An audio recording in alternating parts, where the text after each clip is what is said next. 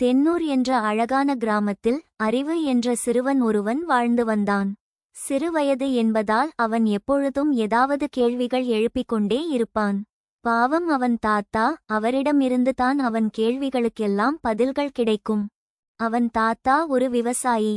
ஒரு நாள் அறிவு அவன் தாத்தாவிடம், தாத்தா, விவசாயம் ஏன் முக்கியம் என்று கேட்டான். அதற்கு அவன் தாத்தா சிரித்துக்கொண்டே, விவசாயம் என்பது ஒரு மாயவித்தை என்று கூறி ஒரு சிறிய விதையை கையில் கொடுத்து, நீ இதை நன்றாக பராமரித்தால் உன் கேள்விக்கான பதில் உனக்கு கிடைக்கும் என்று கூறினார்.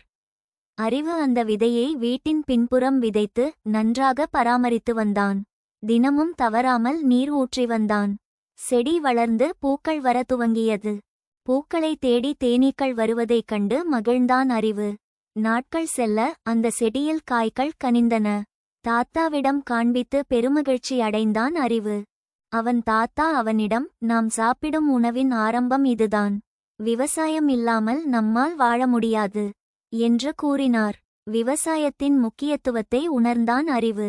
அன்று முதல் அவனால் முடிந்த சிறு விவசாயத்தை அவன் தாத்தாவின் உதவியுடன் தொடர்ந்து செய்து வந்தான்.